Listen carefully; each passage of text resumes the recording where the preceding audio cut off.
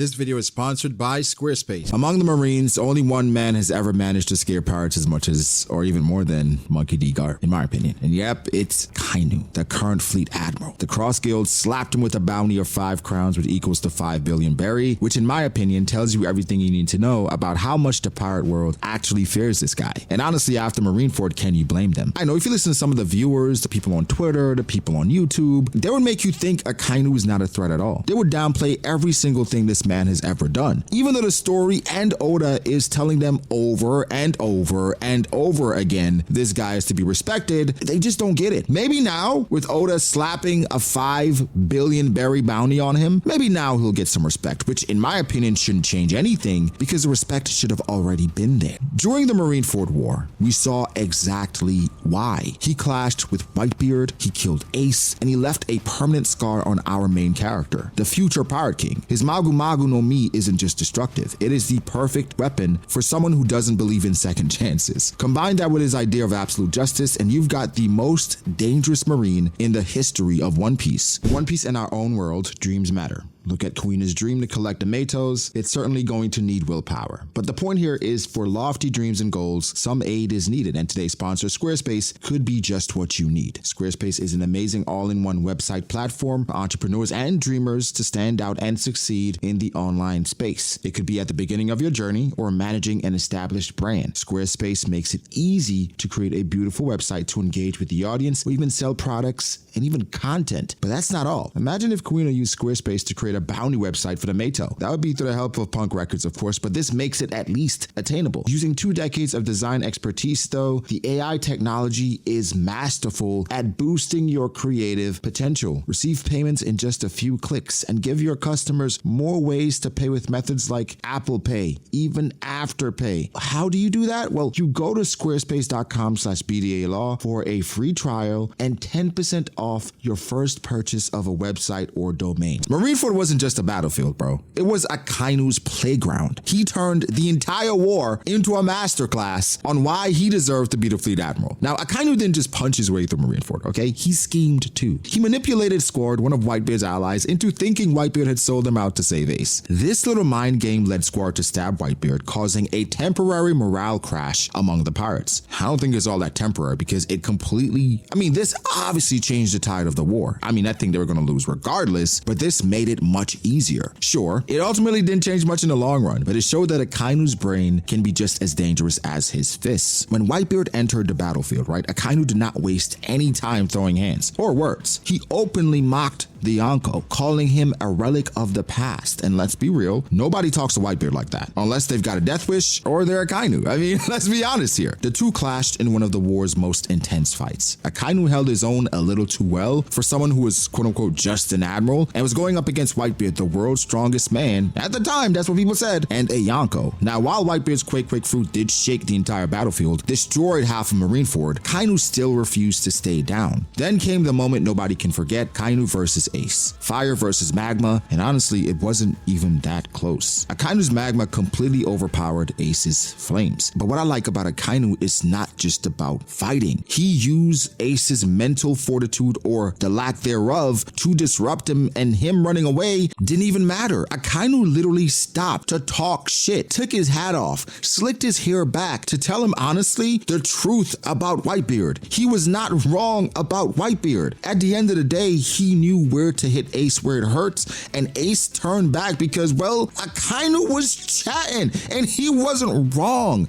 At the end of the day, Akainu is a master manipulator, right? I think he understands the beats and how pirates think, which makes you wonder about his history. Where did he come from? Why does he have the fire that he does against pirates? That's the great thing about this character, is that he is able to manipulate not only with his fists, but also with his mind. But Akainu wasn't only after Ace. He shifted his focus to Luffy at some point, and that's when Ace stepped in, sacrificing himself to protect his younger brother. But Akainu's magma fist, it was just too powerful, and it pierced straight through Ace's chest and led to maybe the most significant moment in One Piece, which changed everything. I know we said it all the time that this changed no, this moment changed everything. And after that, before Akainu could go any further, Whitebeard came in and literally buried him alive because he knew how far Akainu could go if he didn't do something really quickly. Now, this is necessary considering he just just killed his son. But before Akainu got buried, he took half of Whitebeard's face. Maybe the most brutal injury we've seen in the story, like ever. I thought Katakuri's attack on Luffy was pretty brutal, but then we saw Luffy, it was just a flesh wound. It wasn't nearly as bad as we thought. No, Whitebeard was missing half his face, okay? And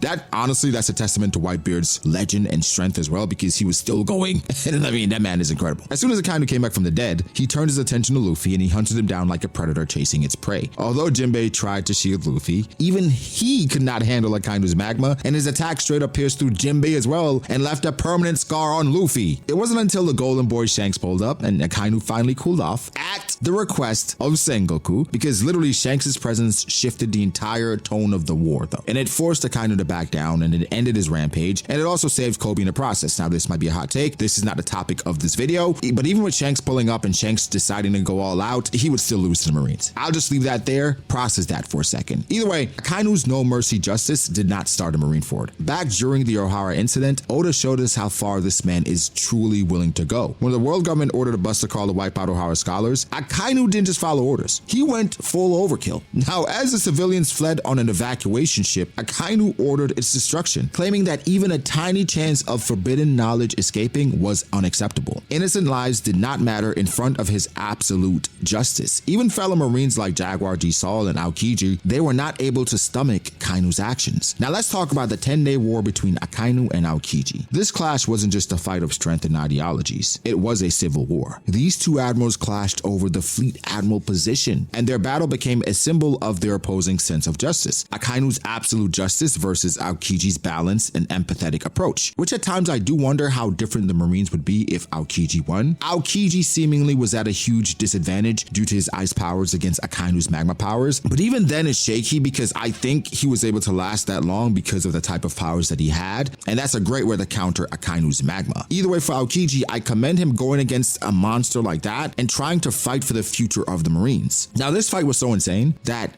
it changed the island's weather permanently. Half engulfed in fire and the other was frozen solid. If you needed a visual representation of these two clashing ideologies, just look at Punk Hazard. Now at the end of this fight, Akainu came out on top, and it's basically deduced that it was mercy that Aokiji was still alive. And when you look at both of them, you can see who came out on the wrong side of things. Now, he secured the fleet admiral position and he helped reshape the Marines. And under his leadership, the Marines became more militarized, more aggressive, and way less tolerant, which, believe it or not, made them stronger and more dangerous than ever. That's canonically said. Now, Aokiji, on the other hand, he couldn't handle rejection, all right? He couldn't accept this direction, and he left the Marines for good. Punk Hazard was not just the site of the fight. It was the start of a new Marine era, one forged in magma and fire under the leadership of the most aggressive fleet admiral. Even Oda himself has hinted at Akainu's strength and the danger he possesses. In One Piece Volume 59, a fan asked Oda, what would happen if Akainu became a pirate? Oda's response, One Piece would end in a year, which means Akainu would become the pirate king within a year.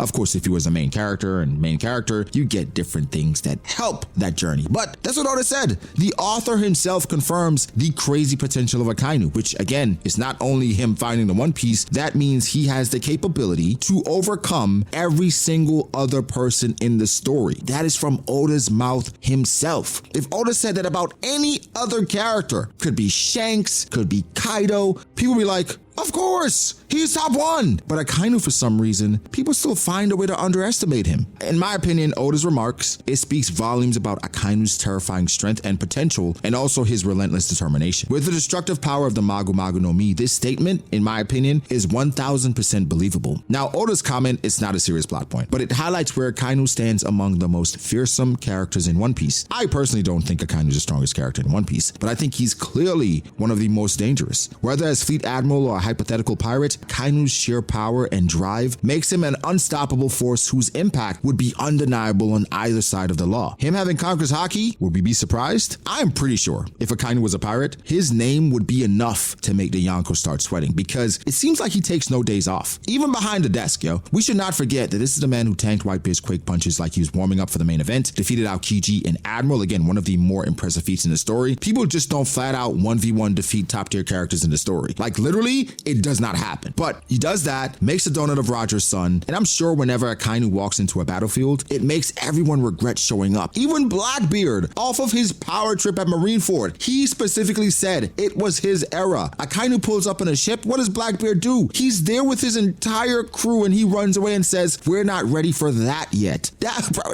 I don't know what else to say. Now, Akainu's aggressive pursuit of the Revolutionary Army ties him directly to the world government's oppressive agenda, making him a major antagonist not just for Luffy, but for Dragon too. And let's not forget the cracks forming within the Marines under his leadership. Fujitora openly opposed Akainu's methods, and who knows how many others are secretly on the fence. Those divisions might just be the spark that ignites a Marine reformation when Akainu eventually falls. Now, at this point, a showdown between Akainu and Luffy feels inevitable. Akainu didn't just kill Ace, he burned a hole in Luffy's heart and chest. Their clash won't just be about vengeance, it'll be freedom versus oppression, rebellion versus control, and the biggest glazer of oppressors versus the Sun God. Luffy's victory over Akainu would signify the collapse of the oppressive Marine system. Now, I'm holding out as well because I don't know if Luffy is going to be fighting Akainu by himself or if that's even his fight. I'm leaving it open-ended for Sabo because I think Sabo's defeat of Akainu would be significant as well. Him using Ace's flames to overcome the magma that Ace could not overcome, I think that would be significant thematically. But Luffy defeating Akainu, I would not mind that either. Now, other than Sabo, the next best candidate for fighting Akainu other than Luffy, obviously, is Dragon. They're complete opposites. Akainu protects the government through fear and sacrifice, while Dragon fights to destroy the oppressive world government and empower the powerless. Their eventual confrontation would be a sight. Honestly, I can't wait to see it. There's a wild theory floating around about Akainu and Dragon might have shared a history in the Marines. The story's definitely hinting towards that, considering that Dragon used to be a Marine and he left because there was no justice there. But him defecting, that'd be a slap in the face to someone like Akainu. He lives and breathes loyalty to the system. I wonder what he thinks about Aokiji now. I think the ties between Akainu, Dragon, and Luffy, it makes the potential rivalry even juicier. For Dragon, a fight with Akainu would be really important as he's the biggest hurdle in the destruction of the world government. For Akainu, defeating Dragon would be the ultimate victory, a way to crush the Revolutionary Army and prove that justice always wins. Now for Akainu, if he falls, does the Marine system crumble without him, or does his ideology survive, reshaping the world in his absence? Either way, Akainu's story isn't over yet, and the final saga, I think, will test him like never before. Now, I don't think Akainu is completely wrong in his assessment and his drive to eradicate pirates, considering most pirates are not good people, and pirates don't deserve to walk around unscathed and just doing whatever they want to do. I think the story of One Piece sometimes skews our judgment, where we think there are more good pirates than bad pirates, when in actuality, most pirates are damn evil. They do not care for people, they assault, they pillage, they take whatever they want when they want to, if it's not controlled by another greater pirate like a Yonko. So for Akainu, I don't view him as just a villain, right? I think he's the living embodiment of a flawed system taken to its extreme, right? His unrelenting pursuit of absolute justice has made him one of the most dangerous forces in the One Piece world, but it's also a reflection of the Marines' darker side, and also the opposite reaction because of how evil pirates are. Sometimes you have to fight fire with fire, and in this case, magma with magma. I don't know. Whether he falls in a climactic battle or survives to see the system he represents crumble around him, does he get redeemed in some way? Akainu's fate and role going forward will be pivotal. It won't just decide the future of the Marines, it will shape the course of the entire world. But guys, give me your thoughts. How do you feel about Akainu? Is he a villain in your eyes? Do you care for him? Do you respect him? Let me know. Make sure to like the video if you did. Subscribe to the channel for more content like this. Follow me on Twitter at B.D.A. Follow me on Instagram at B.D.A. Thanks to my patrons. I appreciate you guys so much. Again, like the video, and I'll catch you guys in the next one. Peace.